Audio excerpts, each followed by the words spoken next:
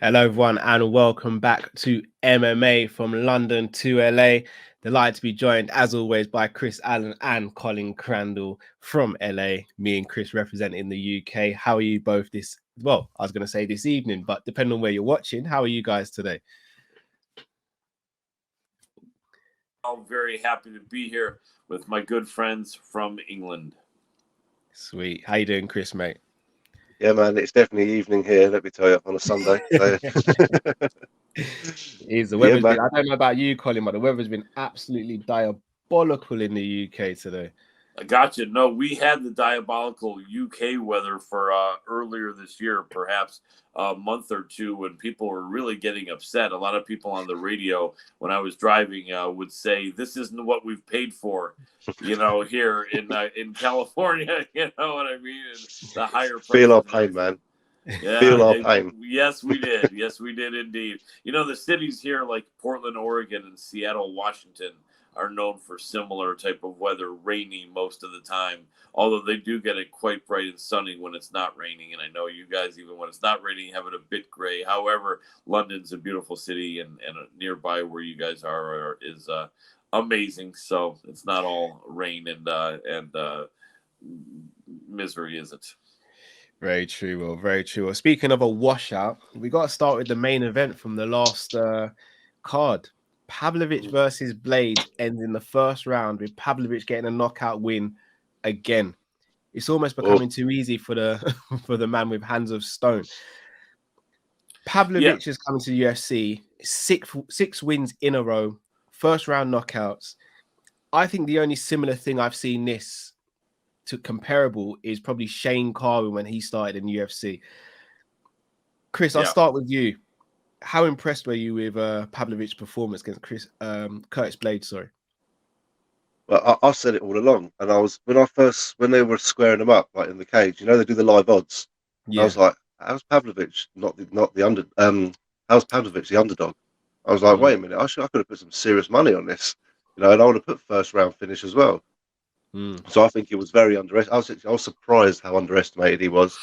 Curtis Blades' game was completely shut down. Because he throws that uppercut so well, so he couldn't throw that takedown as much as he wanted to. And even when he did, it was the most laboured, ridiculous, well, terrible in his standards, for how he threw it. And everyone was going on about how he didn't throw enough, like go for enough takedowns, but he wasn't given the opportunity. That's where the mm. danger was, and he had to be careful. But he did well, Blaze. Don't get me wrong. He was going in there, but he fought Pavlovich's game. He stood in the pocket and wanted to trade, and it's just not the best idea. Not the So, best idea at all. We saw it but with yeah, Tai Tuivasa. Tai Tuivasa played that game and it ended in with a broken nose and a stoppage in the first round as well. Colin, I'll come to you though. Chris quite rightly said that Curtis Blades wasn't really able to get his wrestling offense off because of the uppercut and the threat of that throughout the first round. However, you look at Curtis Blades, he was actually able to land shots on Pavlovich that we haven't really seen happen either. And Pavlovich was eating those shots and still walking forward. However, do you think that Curtis Blades should have tried to implement a takedown pretty much from the first bell?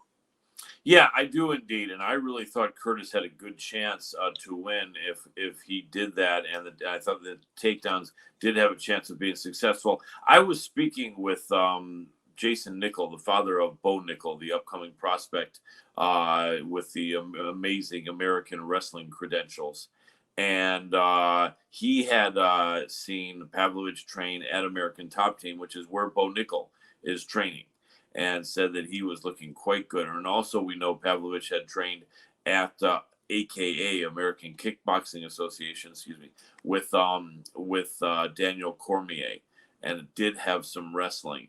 This is kind of really what it is. A lot of the wrestling is less my area of expertise than the jiu-jitsu and the striking, I must admit, but I am familiar with it, having watched this sport from the beginning and actually trained a little bit of wrestling. um, it isn't that he didn't want to wrestle, but the takedown opening has to be there, or else you're going to get caught coming in, or you're going to get sprawled on, and you get sprawled on, you usually can end up in a bad position, and it just seemed like, it isn't like the early UFC days where people would stand in a position with their legs near to each other, not have much of a concept of wrestling takedown, and get takedown quite easily. So just the positioning and the stance and the movement of Pavlovich was not allowing that for Curtis Blades. Now, I asked Jason Nickel afterward what he thought of that, and then would it have been the same with his son? And he said, with all respect to Curtis Blades, the wrestling credentials of his son and Curtis are vastly different. So you would imagine if you had someone who had elite level, high level wrestling, perhaps they could have taken Blades down. But you would have had to be that guy. You would have had to be that guy that sees the opening, then snap, bang, you're right in on the leg. But I believe that could be done to Pavlovich, but it would have had to have been someone elite like that. And Curtis was seeing that there was no opening. Should he have tried in retrospect? I think, or at least the feints. I was thinking just the feints, trying to touch maybe Blades' leg. But Blades is a tall, long guy as well, with a lot of power and speed. So he's quite an impressive individual, as we saw there. And I think, he should have next for Jones Stipe. I think for sure. And I've even read some people said maybe they'll pull Stipe out and make it Pavlich, although I highly doubt that. But just that'd be good though. I prefer that fight, to be fair. Anyway. Well, we're going to come to that in a step. We're going to come to that, Chris. I just want to I just want to ask you, Chris. Is Curtis Blades the most unfortunate heavyweight and the nearly man of that division? Think back, him versus Francis 2. Francis stops him probably before he could have got a title shot. Then he fights Derek Lewis, goes in for a takedown, and the next thing he remembers is waking up in an ambulance. And then yesterday, you think if he wins this fight against Pavlovich, he's got to be the next guy in line for a title shot. That's 3 times now, 3 losses in big fights. Do you think Curtis Blades will ever get that title shot at heavyweight? No, he's going to join the rest of them. You know, who are the other ones? I saw the poster. There's the ones that they couldn't quite get to that title shot. There's a few fighters, people like Frankie. Was it Frankie or Uriah Faber? You know, people like that. They couldn't quite get to that title shot. You know, and but you never know, mate. Again, I say you never know. Heavyweights can go a lot longer as well. You know, they seem to fight for longer in their age because I guess they don't get hit as much. It just takes one, and then it's one and done with both heavyweights. But you say about him being unlucky. Think about it. You got to think he hasn't really had a proper fight in how long? Because he fought Tom Aspinall at UFC London, and Aspinall unfortunately got injured. Yeah. He got injured in like 15 seconds. Yeah. You know, and Curtis Blades, fair play to him, didn't want the rematch. He's like, no, I've got to move on and try and get a title. And fair play to him to try and get a title because of all the times he hasn't had the chance to. You know. Yeah. But no, that last fight, I don't know. I think maybe it's the pressure. It's the psychology of it all. You know, I know a couple of fighters who in the gym they look like UFC fighters, but when they get in the cage, they fight at like 10%. It's like it's just all gone, you know. And so you never know with that sort of thing. But these guys can afford sports psychologists and things like this. You know, I'm sure they can. Well, you say that, but yeah, I'm sure they can afford something like that. But you just can't take it away from Pavlovich, though, man. You know, he hasn't actually gone past the first round in the UFC. Even when he lost, he still didn't go past the first round to Overeem. Overeem finished him in the first round as well. Crazy. So yeah, mate, you got to think this guy's. You don't know what you can do yet, really. All you know what you can do is stand up and absolutely bang and knock people out. Yeah. You know, that would have been a great fight for Ngannou as well. That would have been nice to see. But but yeah, with Jones, I think I don't know. Again, we haven't really seen what Jones is all about since he's come back. You know, Ngannou. So yeah, he's finished him really quickly. But anyway, that's another conversation for another time. It is. Go on, Colin. He's the real life Ivan Drago from Rocky, pretty much. You know, the modern day and real life Ivan Drago. That's it, man. You know, I mean, it's funny really quickly, and then we'll move on. I read someone posting that, you know, with John Jones, John just goes in and takes him down like that. And in all honesty, John Jones' wrestling pedigree was lesser than Curtis Blades in all actuality. I agree. And so why people are thinking that, I don't know what they're thinking with that. But with John Jones, though, you have the reputation and possibly the intimidation factor as well, in that you're fighting possibly the GOAT. But I do think that Sergey doesn't seem like he's ready to be intimidated by anybody. And, there's a lot of talk as to whether if John beats Stipe, if he's going to want to stay around to fight a Terminator like that. He may not. But if he doesn't, it's going to be really disappointing because then people will talk about that for years. Well, Colin, I want to stay on this subject here because the talk is if Jones wins, he's going to retire. But I think everyone's forgetting if Stipe wins, I think it's going to be a retirement as well. Is Pavlovich going to end up fighting for a vacant title? Man, that is a question, and it's very possible. And then you wonder if it would be with who? Would it be Sergey and Aspinall, or there's a few other guys that are very good whose names don't come to me right away. I guess Jailton Almeida has been on an amazing streak. Heavyweight division's getting low, man. It's been filled up again a bit. It does. And it's got great fighters in it. Don't get me wrong, but they haven't got like 30 good, like 30 half decent or 25. They've probably got about like 12. Yeah, it's indeed become a bit more thin than it normally is. But I hate to see that though. I'd like to see one of those guys, fight Pavlovich. Although Stipe, it will be 41, I think, nearly when he fights Jones, a week away from that. And I don't know that he's going to want to at 41 and a half or 40. Well, whoever wins that fight's going to retire, man. That's my opinion. Yeah, I think so too. But you look at one of the things that Jones has always had in terms of advantages is his physical attributes, the reach of 84 inches, 6'4" inches tall. Pavlovich matches that. He's 6'4", 84-inch reach. Now, Jones has got a wrestling advantage. You'd probably say Jones is more dynamic with his striking. But one thing Jones hasn't got and has never been blessed with is that one-shot knockout power. Pavlovich has that. Yeah. Is this the closest we'd see to seeing Jones versus Ngannou in the form of Jones versus Pavlovich? Yeah, well, Jones is a lot bigger now. Yeah, so I reckon he can hit a lot harder. Well, maybe not as fast, but he can hit a lot harder now as well. Thing is, John Jones, I've watched him all my life. Well, all my life, the whole time he's been in it, and he's just got that mind. He's got the fight IQ. He's so dedicated to it. He'll work it out. He'll work out how to beat Pavlovich, and he'll finish him quickly. Probably, do you know what I mean? Yeah. And it's just one of those things John Jones does. Like when he like nearly got beat by Gustafsson, okay, yeah, he was out partying and he admitted that. When he nearly got beat by, what was it, Dominic Reyes, I think, he was like, yeah, he didn't even train for that fight. Then when you see him, I know people say he's just making excuses, but he probably didn't, to be fair, knowing him. You know what I mean? He probably did just party.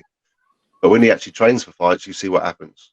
So I think now he's back in the heavyweight division. He's dedicated. So yeah, man, this is going to be a win, retirement, go fight Ngannou in bloody boxing somewhere else, That'd be the end of it. Yeah. That's a shout there. Go on, Colin. Jones is 5 years older than Pavlovich, so that's a factor as well. No, I think I hear what you're saying, Chris, and I think a lot of people would agree perhaps that Jones somehow could make quick work of Pavlovich, but I'm not one of them. I think Pavlovich is going to be... He'll work it out. He could, and he very well could. He has with every other fight, but this is a scary opponent for him. But he does find amazing strategies. But I think that I think that Pavlovich was a bit tentative at first because he was concerned about the takedowns and from Blades, and they didn't happen. But I honestly think that. that Pavlovich will be less worried even about the takedowns from Jones. I really do. Curtis Blades is a natural big heavyweight. Curtis Blades 3 years younger than Jones. Curtis Blades has been focusing on his wrestling every fight for the last 10 years. Jones, 3 years older, naturally a smaller man, although the height is the same, and has not been focusing on his wrestling for much of the last 10 years. And so, but nevertheless, it's exciting to see, and also it'd be great if Francis were to jump back in, but we'll see. I think Dana White may have made a comment that he'll never fight in the UFC again, and he held that when he mentioned Paul Daly, the Brit who we would have loved to have seen fight again in the UFC, but several other things. He said women would never fight in the UFC, and they did, of course. And so you never know. My hope is that Francis can come back, but I'd love to see Francis get a good boxing match first. Nevertheless, I know we want to move on, so Callum, throw it back. Yeah, sorry. One just want to say one word there. France. That's all Francis Ngannou's got, and we'll leave it there. Is to come back to the UFC. There's nothing else left for him out there. Anyway, moving on. It seems like it at the moment. One really quick question. I just want a one-word answer, and this is for everyone in the comments as well. Who is the most scary striker we've seen in the heavyweight division so far? Pavlovich, Shane Carwin, Ngannou, or Derek Lewis? Did you say striker? Or knockout artist. Yeah, Ngannou, mate. What he did to Alistair Overeem, mate, is the nastiest thing I've ever seen in my life. Okay, and I've watched UFC for a long time. That Ngannou, I'm old school. I always pick the old school fighters, okay, but I'm going with the new school people, yeah. And I'm saying Ngannou, when he hit Overeem like he did, mate, that was just disgusting. You know what I mean? Smashed up tore up half his lip off. Yeah, I think so too. I think the speed and athleticism of Ngannou supersedes any of the aforementioned men, and they were all great. And Pavlovich, like interesting how they were pointing out that he punches as if he's in an old-fashioned phone booth or a very narrow room. But this is what you want, is a straight punching. Yeah. And but it doesn't seem like the leverage and the absolute explosion that Francis gets is what we've seen from Pavlovich. Although it would be interesting to see what Pavlovich would do against Francis, you would imagine that he might wrestle. But then again, if he got shut down, that might be one of the biggest heavyweight fights of all time. Yeah. And we'll see if Pavlovich can beat Jones or Stipe, and then maybe Dana may come with a huge offer for Francis. But you watch Ngannou come back and wrestle Pavlovich for 5 rounds. That would be something. That'd be fun, wouldn't it? Right, let's move on to the next fight that was on the card. Tavares gets stopped by Silva. It did seem like an early stoppage at the time, and we've seen a few of these now. And look, as fans, we want to see a fight really have a conclusive ending. However, Chris, I'll come to you first. Is it better a fight finishes too early than too late, in your opinion? Yeah, you always want to finish too early, but the fighters won't agree with you on that. The fighters rather go out on their shield, sort of thing, you know. And I think the stoppage personally was early. I won't go too much into it, but yeah, I personally think it was early. He hit him. He hit you through with another ground pound, which was blocked, and then the other guy, Tavares on the ground, he spun, to put his feet towards him to push off, and it's almost the ref stopped the fight. So to me, that is a quick one.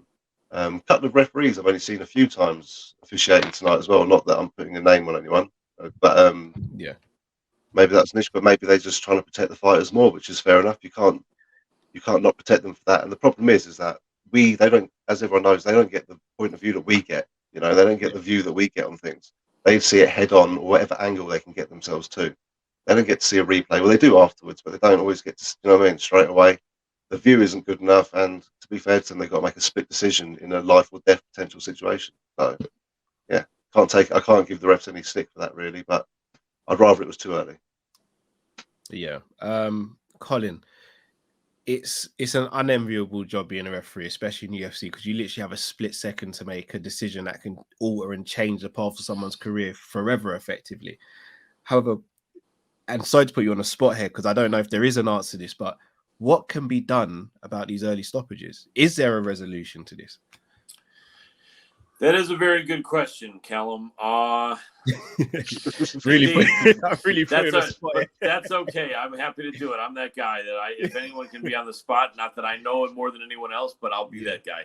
I don't think that there is a resolution to that. One thing we've noticed is that nearly as soon as a referee gets the reputation as being one of the best out there, then all of a sudden, shortly thereafter, he's the GOAT in a negative way, not the greatest of all time, but it used to be hero or GOAT. And so initially he's the hero and then the GOAT, and then people don't, it's like and it's a shame because it can almost hurt their body of work. Like for the longest time, John McCarthy, and then he stopped refereeing, but then Herb Dean, had his greatest reputation. Then he made a bunch of early calls, and all of a sudden they don't talk about him as much. I think he's still a very good referee and a solid, experienced referee. Nice guy. I actually met him 15 years ago in a grocery store. and he was very friendly, and it was a great chat. But it's what Chris mentioned is correct, and I'm sure you feel the same way, Callum. It needs to be about the fighter's safety, and not only would the fighters perhaps want it to be airing the other direction, but a lot of fans, that want to see the action and then want to see someone completely put out for the fight to be stopped would disagree. But I think those of us that realize that these are human beings, men and women, and they're doing something quite dangerous for a living. And I'm not saying I like early stoppages at all. I don't. But better to be on the side of safety, and because of that, it's never going to be obvious. I think the only thing I could think of that could change things and help would be if they did go to an instant replay and they were to do a stoppage for review. The only thing is, if they did a stoppage for review and they ended up concluding that they were premature in that call, then the fighter then gets that full minute recovery, and sometimes 10 seconds recovery can be enough. So that would then be changing the game a bit to, you could possibly finish someone, and were it not have been for the recovery from the review, you would have finished them. Nevertheless, my thought overall is that fight was stopped a bit early. I think the referees are in there. They're hearing the power of the strikes louder than we're hearing it, for sure, and they're seeing the reaction. So I think the better referees look at, you know where to look when someone's been hit, especially in the head. You hear the noises, you see the body movements, you see their eyes either roll back in their head or not, and then you see how their reaction becomes a lot slower than it was, or perhaps not, and then from that you base your decision. And I think that it's a matter of seconds, really. Sometimes a stoppage is several seconds early, but it's normally not way off. It's normally not a stoppage that made no sense. It's just that many of us will see perhaps it could have gone another 2, 3, 4, 5 seconds, but the referee decided not. Completely agree. Maybe they run it back. We'll see what happens there. Speaking of another fight, though, we had Bobby Green coming off his knockout loss to Drew Dober, going up against Jared Gordon, who came off a very controversial loss to Paddy Pimblett. Again, a very controversial ending to this one. It actually finished as a no contest after Bobby Green thought he had won the fight via knockout. However, it wasn't to be. After video replay showed that the knockdown, or the initial knockdown that concussed Gordon, was actually from a headbutt. Bobby Green didn't think it was from a headbutt. He actually led with an elbow, if you watch it back, but he missed the elbow and actually connected with his forehead onto the temple of Jared Gordon. I'll start with Jared Gordon. Is he currently on probably the most unlucky streak of fights at the moment? Chris, I'll start with you. Controversial loss to Pimblett, and now this. Yeah, it's a bit unfortunate for him because he's like sort of a lose-win sort of situation. Now he's like lose-win, lose, no contest. It sort of leaves you in that sort of limbo area. Do you know what I mean? It's like, what's going on here and stuff like that. But yeah, I did feel for him a bit. But Jared Gordon's no stranger to the game, mate. He's been, how many fights in the UFC? 12, 13 fights in the UFC or something like that. So he's experienced, a very experienced fighter and stuff like that. So yeah, I think he'll be that sort of person who'll just keep going, man. You know what I mean? He'll just keep going and going and grinding until he'll retire. Unfortunately, I don't think he'll ever make it to a title, but again, stranger things have happened, man. Very true. Colin, I'll come to you on this. The video replay stuff, you were just speaking on it regarding Tavares and Silva. However, I think this is a slightly different situation. And watching it live, as soon as it happened, I thought it was a headbutt as well. Now, obviously, I could have been wrong at the time, but I said, it's a headbutt. Paul Felder, who was on commentary, shouted it out as well. So when he shouted out, I was like, oh, maybe there is something here. And then as soon as you saw the replay, boom, headbutt, and he's down. Surely video replay's got to be used in this instance. Indeed, yes, 100% correct in this instance. And yeah, it was hard for me to see. I think I was actually somehow distracted at that exact moment, but it did surprise me because Gordon was doing a very good job with his head movement, and he was being quite competitive. That was a quite even fight leading up to it, and it just surprised me that all of a sudden he gets smashed like that. And Bobby Green is not known for having that much one-punch knockout power. yeah, without a doubt, it was needed then, and that was absolutely the correct call. What do they say? They say a fighter you want to use your head, but not like that, mate. Right? So he was, and then afterwards, Bobby Green was angry. I like Bobby Green, but someone should have said, the stack of $60,000 US dollars that he brought with him for some reason in the pre-fight press interviews. He should have used that for his bonus. He was upset. You brought your own bonus. Don't be upset. No, nevertheless, I understand him being upset because they do plan on getting their win bonus as well. No guarantee he would have won. That was a very close fight, and I felt the younger man, Jared Gordon, perhaps maybe did have a bit of the advantage, although the underdog there. Nevertheless, I do feel going to the instant replay, as they used to call it, was absolutely imperative here, and this was the right call. Gordon also, I'm sure, didn't want to have it be a no contest. In fact, what's the payout? I would imagine and hope they both got their show money, of course, because they did fight. So certainly they get their show money, but no one got win money in that situation. And, Dana White didn't do a press conference, did he? No, he didn't. But that is unfortunate. And I wish these fighters could be paid more. And then later that night, you have Tank Davis and Ryan Garcia, who, if you combine their purses, got paid what the whole card in the UFC crazy. Made, plus probably 10 times. Is what it is. But nevertheless, yeah, that was an unfortunate occurrence. I will agree, but the correct call. Yeah, that's when. Sorry, Chris. I say an interesting one to be like, where do they both go from here? Obviously, I'm guessing a rematch, but they're both coming off losses. You know what I mean, and stuff like that. And now they're both on no contest. It's going to be interesting what they're both going to do now. I guess the rematch would have to happen, but you never know. Like Bobby Green's 19, 18 fights into the UFC. Yeah, so, it makes sense, I guess. And to be fair, I've already answered my own question. It makes sense for the rematch, but it does. Yeah, it's interesting where they go from that. I was going to say, do they have another fight and the winner gets Paddy Pimblett? That would be brilliant. I would like that. Yes. Paddy won't fight Jared again. You don't Probably think? Not. Probably. No, I don't think so, because they look up. They don't look backwards. That's what Paddy's thinking about, getting ranked and getting that money.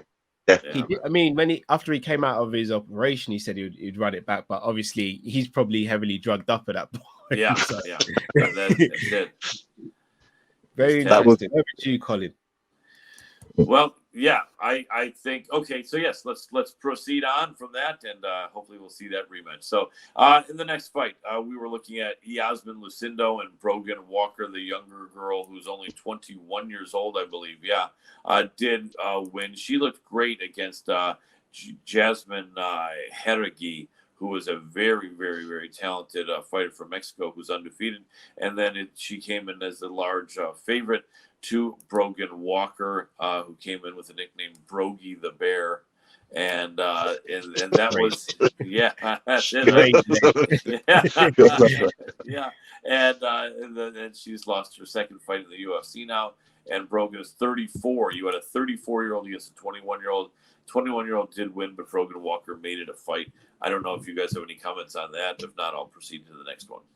No, man, I thought it was a good fight. Yeah, I thought I watched it. It wasn't too bad. I like watching. How do you pronounce it? Yasmin. She was great. Yeah. She looked like a very young, like Amanda Nunes style, like throwing hands like the way she does. Those Brazilians, man, I tell you, they can do jiu-jitsu, but their hands as well, man. Well, it's getting better and better in that country. I'm telling you that for sure. They're not just known for that anymore. Let me say, especially with people like Anderson Silva and all them lot. But yeah, it was a great fight. I did feel a bit for that Brogan, because obviously she came off the Ultimate Fighter, did well there, and now she's 0-2 in the UFC. So it's got to be disheartening, and her back is definitely be against the wall. Yeah. After this fight, because they would have given her a 3-fight deal, I'm assuming. So but Yasmin, fair play to her. She lost her first UFC fight. It's a learning curve. So the way she looked in that fight, definitely learned a few things. Went back to the drawing board, and yeah, it's definitely showing. And at 21 years old, to perform like that, it'd be interesting to see when she goes up against someone. But there was a few people like saying title eliminator and all this sort of stuff. I saw popping up in some of the tweets, and I was thinking, what? The next person, I was thinking, this girl's like just lost her first fight in the UFC. Yeah, you know what I mean. And then this other girl's 0-2. I'm thinking it was 0-1 at the time. I'm thinking Bit anyway. I don't premature, know. that would be. It came up a couple of times in the commentary and also on the Twitter things. That confused me a little bit there. Yeah, that confuses me. Callum, any thoughts on that one? No, I agree with what you both said. I thought it was an entertaining fight. If Brogan is on a 3-fight deal, I think, provided she doesn't get smoked in her next fight, I think you look at this one, you think she was competitive. It wasn't just a shutout and an easy victory for Yasmin. So she may still have a future, but she definitely needs a win. Indeed, agreed. Moving on, Jeremiah Wells and Matthew Semmelsberger split decision. That was a good fight. Some people are a tad bit upset about the decision. I'm not, and I like Matthew Semmelsberger. I've interviewed him a few different times, and he is a rugged, tough guy. He looks kind of like a tall caveman with long hair. A very rugged dude, and he, I think, what were the odds on that? They were quite close, I think. I think Semmelsberger was a bit of a favorite, a slight favorite. Nevertheless, the 36-year-old Jeremiah Wells looked brilliant. He did get knocked down 3 times, and that's what I think put some people off when the victory went to his opponent. But still, they were flash knockdowns. He got knocked down. He got back up quickly. It wasn't like he was flattened or nearly unconscious. Semmelsberger wasn't able to follow up because he got back up so quickly. And then his combination of wrestling and striking was brilliant. So I had no problem with that. I felt Jeremiah Wells deserved that victory and is an exciting fighter. Matthew Semmelsberger, like I've always said, when you fight him, you better pack a lunch because you're not getting him out of there, and it's not going quickly. And it's going to be painful. But nevertheless, Semmelsberger with the loss, very close decision. And Jeremiah Wells moves on. Exciting fighter at 36, though. He's in a bit of a hurry, as he would have to be at 170 pounds. But amazing athlete, very balanced and very talented. A bit shorter than a lot of the fighters at that weight class, but not substantially, but a tremendous physical specimen and a very good athlete. And doesn't look like a 36-year-old out there. There's a problem with being 36, but he looks like a young, fresh fighter, in my opinion. Very impressed. And so why don't we go to Callum first on that? Your thoughts on that?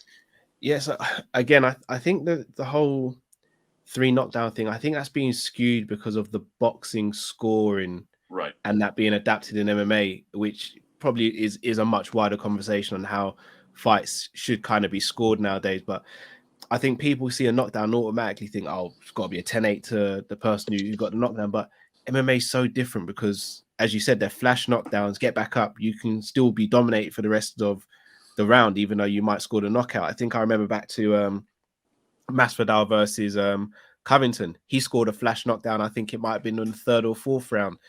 But Covington won the rest of the round, and I think ultimately won that round on the scorecards as well. So I think the mindset is, oh, if someone's knocked down in boxing, it should be translated over to MMA, but it's completely different. So I didn't have an issue with the scorecard, and I thought the right person won. But entertaining fight nonetheless. Indeed. Chris Allen, what do you think? Yeah, man, I'm not going to go into too much, but you say about how boxing, they say a knockdown 10-8, but they don't get an opportunity to go down and finish that person off. Yeah. That's the way I look at it. In MMA, you've got a chance to go down there and finish them off. So, yeah, man, that's why I think the boxers should allow drop a point. It's fine. Absolutely. Yeah, man, Jeremiah Wells, man, he's just a stocky man, isn't he? Do you know what I mean? Yeah. He's massive. Like, it's the size of that geezer. He had muscles popping out of places I didn't know you even could have muscles. So them sort of things, and that usually, equals a lot of fatigue, and you don't last the whole 3. But he seems to be okay. He's not terrible. He didn't look completely out of it. But I was a bit surprised by a split decision in my eyes on that fight. But Wells took it clearly. Right? Yeah. I thought Rockmore. Yeah, I thought he took at least 2 rounds to 1. You know what I mean? I didn't see the split decision at all. But those knockdowns, yeah, he got knocked down, but then for the further majority of the round, he had top ground control. And then I'm watching that fight just thinking, this all comes down to those judges again, which is how much damage is caused when you're on the ground compared to when you're standing up and got knocked down. So that's probably why one judge called it a split decision, if you want to look at it in that sort of way. But yeah, mate, massive win for Jeremiah. He's on a massive winning streak at the moment. He's got to be happy with that. His first decision in the UFC as well, so that would be a good experience for him. I think that would give him a lot of positives, having actually going 3 rounds and experiencing what that's like. So he'll probably think, I'm going to go now and hit cardio harder and blah, blah, blah. So, yeah, man, it'd be interesting to see where they both go. Agreed. And once again, to make a little note, another unusual split decision. They seem to be happening 2 to 3 times more than normal this year as compared to the last 30 years of MMA. So just a little note there. It just seems like something's a bit fishy to me on that. But do you know what Rogan said? They're talking on the Rogan show, right? One time they were saying they should get like former like veteran fighters to be the judges. That'd be great, wouldn't it? Like have people like Chuck Liddell and like Pat Miletich there, and people like that, doing all the judging. I think that'd be a lot better. But anyway, I love that. Yeah. I love that. Exactly. Nevertheless, moving on to Christos Giagos and Ricky Glenn. Not too much on that. I was a bit distracted with a phone call in that fight. But the slight underdog, I think, was Christos Giagos. Came in and looked good. I like him. He's got that Greek background in him, and I know one of my mates here has that. Although you never know, it could be both. It could be both. Callum may have some Greek in him, but very tough guy, and I was happy for Christos. Ricky Glenn is a frustrating person to fight, but I do think he's getting a bit older. If I can take a look here real quickly, at 34 years old, not that old, but he's had 29 fights, nearly 30 fights. He's been a pro since 2006, 17 years. That's a lot of miles on him. And I think he's maybe slowing down a bit, but nevertheless, Christos Giagos is a tough guy. He needed that win, and he got it. Not much more I can say on that, except for good fight from both men, and a little bit surprising how quickly Ricky Glenn was taken out of there. But you get caught. It happens. We'll go to Chris Allen first on this one. What do you think, Chris? Well, yeah, man. Well, Christos had his back against the wall, man. He had to win that fight. Coming off a couple of losses as well, mate. It's obviously a really important thing because now he's 6 and 6 in the UFC. So he's back to level again. He's back to square one. Let's go from there. And he's got 12 fights experience in them already. But you remember, like his debut fight was against Charles Oliveira. Right. Remember rightly in the UFC. Terrible. Talk about being thrown to the wolves. That's right. You know what I mean? So you got to think he hasn't taken the easy road there either. But that was a lovely left hand on Ricky Glenn, landed right at the temple. And Ricky Glenn's no joke, man. He was old school, man, like World Series of Fighting. You know, back when Gaethje was on there, I'm pretty sure as well, in all them days. Absolutely. So that's all them old school days as well. But again, another argument for an early stoppage in that fight. It wasn't as bad, as obvious as the one before, but again, another argument for an early stoppage, people were saying. Yeah, indeed. Callum, what do you think? Yeah, I agree again with both. I mean, if you start your career fighting Charles Oliveira, the only thing you can say, it can't get any worse. It can only get better. But I think, again, slightly early stoppage, but again, I thought he did really well. It was a must-win fight, and he went and he delivered. In those pressure situations, you really got to tip your hat to people who do that, because if you zig instead of zag, then you could end up getting cut. So hopefully he's extended his UFC career now. I hope so, and he deserves it with that amazing performance. Moving on, we will take a quick look at the rest of these fights. Montel Jackson over Ronnie Yahya, and he was a big favorite. Montel is a serious threat. Ronnie Yahya is such a veteran, but getting a bit older. I think he's perhaps 37 or 8, isn't he? 38.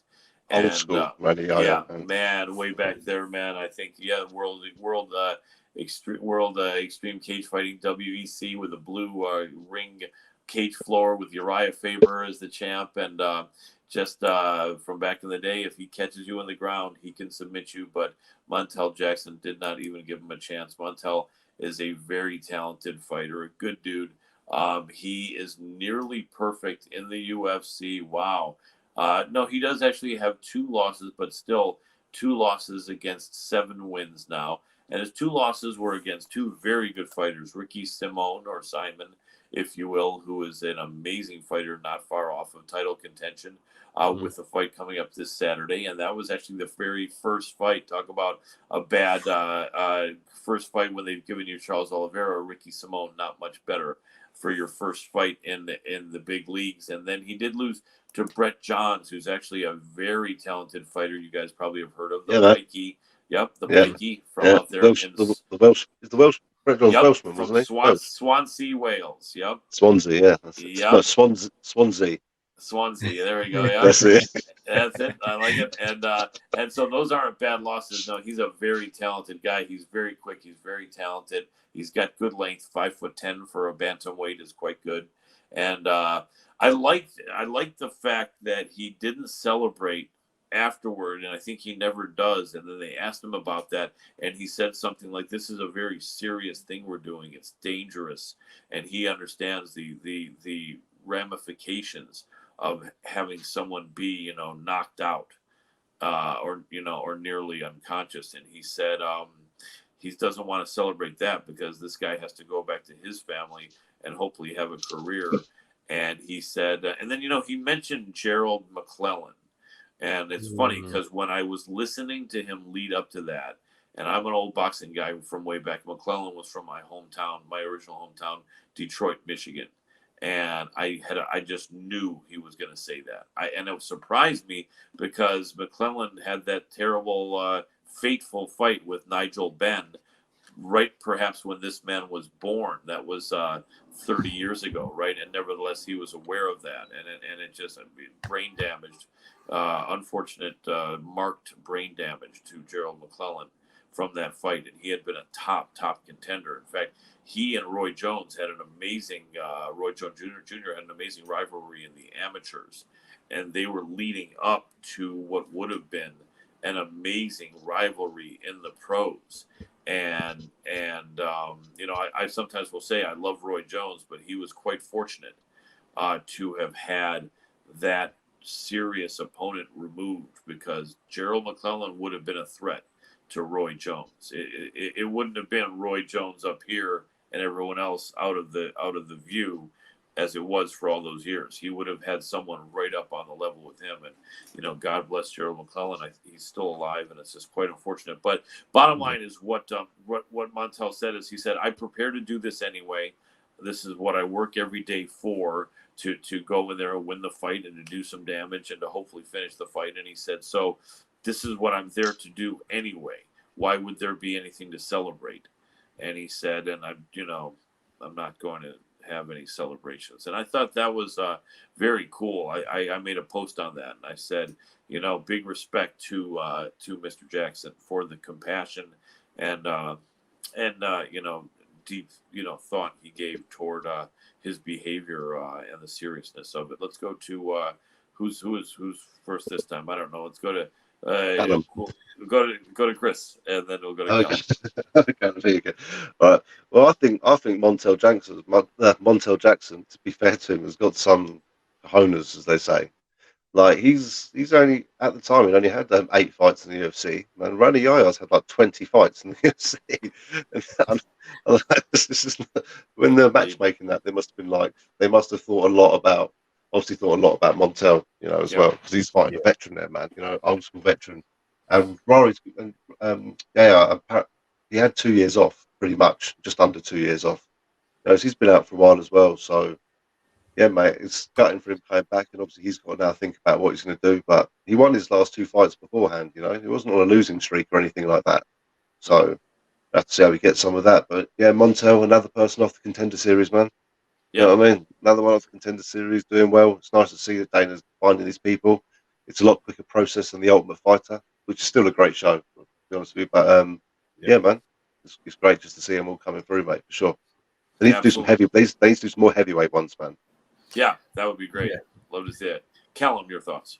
Yeah, again, agree. Montel looks very talented. However, this was a very favorable match for him, and I think he did what he should have done. He went out there and made it emphatic. The thing is, his post-fight interview, I completely understand where he's coming from, but I think it's very subjective and very individual to the person. For example, we saw what Izzy did when he won against Pereira. That's completely the other end of the spectrum, but you can relate to both individuals. It's not like there's one wrong or one right. Like Izzy's was just an overbearing emotion of, I finally got this demon off my back, whereas Montel's probably looking at a veteran saying, I've had to beat this guy because it's my career ultimately that I'm in destiny and control of, but I wish I didn't have to hurt him to do it. So it's two very different outlooks, but scenarios. yeah, I respect Montel's view on it, and for him to speak on Joe McLennan as well, like that brought back a lot of memories, because that was one of the first boxing matches I remember watching, and I didn't understand it as a kid until I watched the fight as I got older, and you're like, wow, that was crazy. He could have died that night, and he didn't. Oh yeah. Oh yeah. I remember Frank Bruno there giving instructions from front row ringside to Nigel Benn, and he was just huge, man, was jumping up and throwing his fists up, and it was a great night for England, but unfortunate, tragic night for McClellan. And And Ben was even lucky to get out of the first round. He knocked him out of the ring. Yes, yes. I watched that live on television as that happened, and I think do either of you remember what year that was? 94, wasn't it? Something like that. It was quite a while ago. Yeah, I was really young. We Chris, you'll know ITV. We had it over on ITV over here, which is a free channel. They don't unfortunately do the boxing really free anymore. I was on ITV, and Nigel Benn was like one of the best boxers from the UK. So watching him fight and then seeing that happen, seeing him in the first round and how he battled back, it was an incredible fight, just with a horrible ending. Yeah, without a doubt. Yeah. I still remember those Nigel Benn, Chris Eubank fights. Those were so odd. Yeah, that man. Chris Eubank was such a character. Man, still is, mate. He still is, mate. I saw him about a year ago in Brighton. I think it was about a year, maybe a few years ago.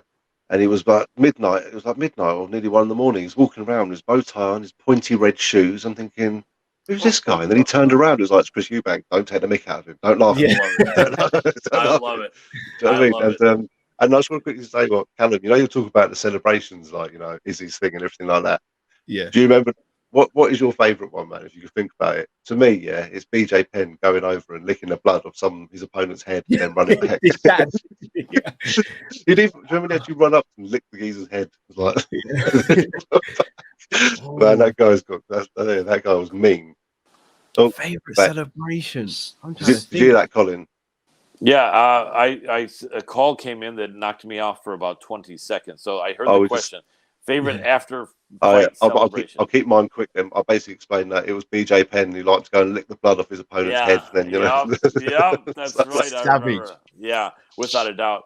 Nevertheless, mates, we only have 13 minutes left, so I'm thinking we've gone a bit long on this. Why don't we just quickly go and maybe do this really quick? I'm going to go give my opinion really quick, like 10 seconds on each of these last four. If you want to do the same. Norma Dumont, I did call to beat Carol Hossa, Battle of Two Brazilians. Dumont, the natural featherweight of the two, and she's a tough fighter, and she did win fairly convincingly, although Hossa had her moments. Mohammed Usman, I did call to win against Tafa, although a lot of people were calling Tafa to win that fight, and Junior Tafa is a tough guy, the brother of Junior Tafa, the brother of Justin Tafa, new to the UFC. William Gomez over Francis Fire Marshall, a split decision.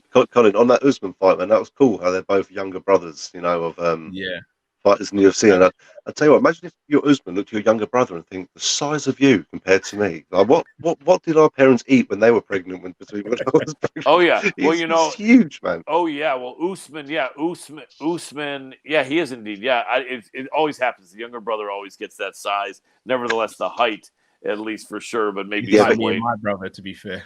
Yeah, mine too. He's got potential though, definitely, 100%. Yeah, he does. I like him a lot. And then Brady Heastand, having been losing to Batgarel Dana and coming back with the win, was brilliant. Anyway, those are my quick thoughts. Do you have anything to add, or shall we proceed to this coming up week? We can. Let's do it. Yeah, let's rock and roll. All right, here we go. Let's pull it up, and we have the main event being Ricky Simone against Song Yadong. Undercard, Caio Borralho, Michael Oleksiejczuk, Adolfo Vieira, Cody Brundage. And so here's what I'm going to do. Let's go perhaps 30 seconds on each of these, maybe with a bit more for the main event only. All right, so I'm going to skip. Brian Kelleher is a veteran. Journey Newsome. Brian Kelleher is a favorite. I think he'll win that fight, but I don't know that it's that relevant. Unfortunately, all respect to both men. Stephanie Egger is a tough fighter. Irene Alexieva is a newcomer. Colin, sorry to interrupt, man. Just I just want to add that we were talking about it earlier. Like, I don't want to sound uneducated in the game, but there's we're getting a lot of newer Right. faces coming Yeah. on this next card, aren't we? A lot of names that some people might not Yeah. have heard of. There's Yeah. definitely at least a few I've never really heard of before. Yeah. Yeah. You know, We'll pass by those. Yeah. Yeah. no, That's no, what no. you're I'm just, saying. I'm just making the point. I think it's Oh, quite just making a interesting point. how there's more people. They're putting more shows on because I know there was a lot of complaints. You know, there were not complaints. People were moaning like, "Oh, they're not the stacked cards. UFC can put all these cards on all the time, but they're not stacking them out." But I'm thinking to myself, one, you haven't got to pay a pay-per-view on it. I know you've probably got to pay a subscription, but you still don't have to pay pay-per-view on it. And UFC are doing these the Apex. They can't be making much money because they're not exactly selling tickets. You know what I mean for those things. You know, There's and some, but not a lot, right? yeah, and they're giving more fighters the opportunity to come into the UFC and build their records. So, to me, I think that's actually quite important point to make about next week's card, man. Yeah. Any thoughts on that, Callum? One way or the other? No, I agree. I think these are kind of sleeper cards where you kind of stars are born on these sort of cards because you're thinking I don't really know much about either person, so you kind of go into it with a clear blank canvas in thought process, and then you come out of it and you're like, oh, that person really shone tonight, and they could potentially go on to be a star. So looking forward to it. Absolutely. Never miss the prelims, as they say. That's right. That could be some of the most exciting fights. Nevertheless, moving on, Natan Levy representing Israel. I think only the second fighter ever in the UFC representing Israel. Very tough guy, very conditioned. He's got his mohawk haircut. I've interviewed him. Quite a nice guy, quite a nice man, and he definitely has potential. And he is training out of Factory X, I'm pretty sure, if I am not mistaken. No, it shows Syndicate MMA, but Syndicate MMA. But I think you know what it is? He's Syndicate as well as Extreme Couture, not be Factory affiliated X. with them, won't he? That's right. And a very tough guy. Lethal. Natan Levy is a tough guy. Martin Boudet against Jake Collier. Is Boudet a Brit or is that the different Martin? No, that was Martin Day. This is Martin Boudet, who is out of Slovakia. And his funny, with Patty Pimblett, you have Patty the Batty. This is Martin Batty's Boudet. Well, there you go. Yeah, that I'm sure he'll have something to say about that. Yeah, exactly. Nevertheless, we go to a couple of heavyweights: Marcos Rogerio de Lima versus Waldo Cortez Acosta. Both men have three names, so it's the battle of the three-name Brazilians, I think. Although let's make sure the first man is Brazilian and the second man is not. See, Waldo Cortez. What I love about heavyweights I've never seen before is I'm thinking, are they going to come in really big or are they going to come in a bit fat? You know what I mean? I'm always interested to see who heavyweights how they're going to come in. That's a good question. Well, Waldo Acosta, Cortez Acosta is called Salsa Boy. So definitely likes Doritos and all that sort of stuff. He does. Yes, he does. Right, cool. Julian Arosa against Fernando Padilla. Arosa is a tough guy.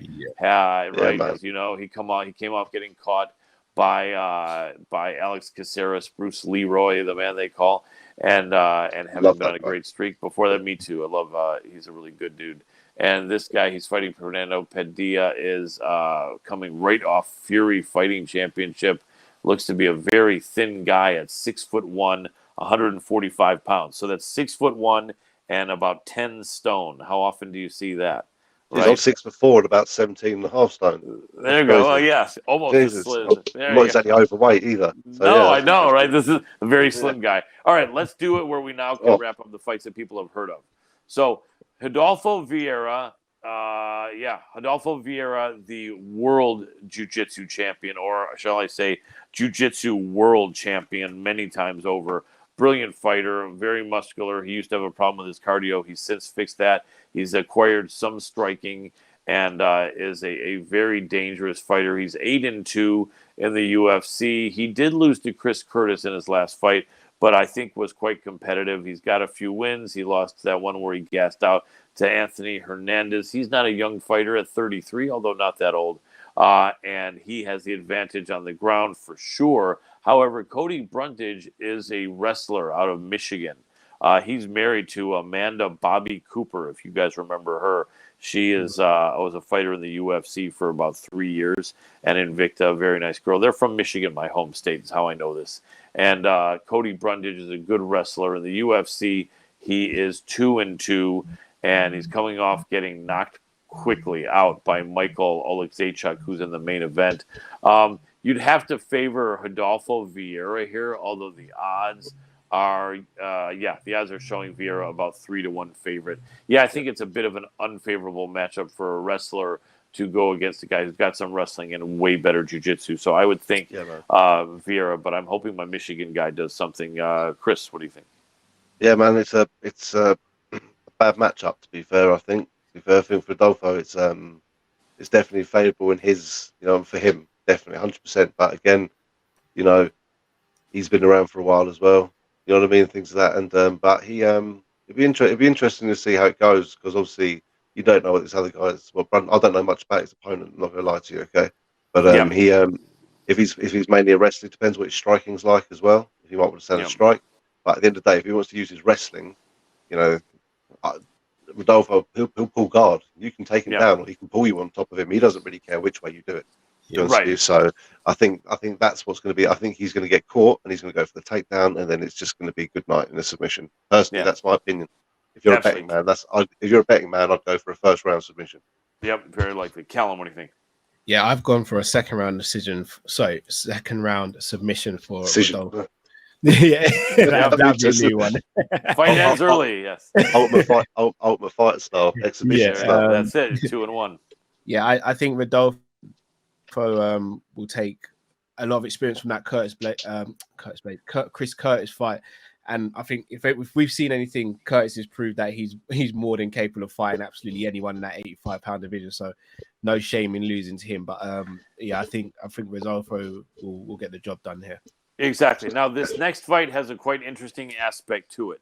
Rewind about 2 months, and I grabbed random pictures off the internet for Caio Borralho and Michal Oleksiejczuk, and I said, what would you guys think of this match? Caio Borralho jumped in and replied and said, I'd be down for that match. 3 weeks later, it was signed. Wow. They should give you a commission on that. Yeah. I was going to say, I'm still waiting for Shelby. Yes, I'm waiting exactly. College Shelby. I love that. Yeah. And so, but nevertheless, it's because, that had not been in talks. And of course, my MMA Power Hour producer Adam said they're watching you, Colin. They're aware of you. They're looking. I hope so, but if so, they should thank me or send me, an honorarium of some sort. Nevertheless, you have the grappler in Caio Borralho, 13-1. He's 30 years old, and in the UFC, he is 3 wins, all by decision. And he is going up against Michal Oleksiejczuk, who is from Poland, 18-5, 28 years old, and he punches. This guy can crack. He's, I think, 4, 5, 6, 6-3, 6-3 draw, and almost all of his fights end up being knockouts, but he has been submitted. Very tough fight here. The odds makers have it. Borralho 3-1. I tell you what, Borralho is tough. But Oleksiejczuk, if Borralho has any problem getting it to the ground, Oleksiejczuk could light him up.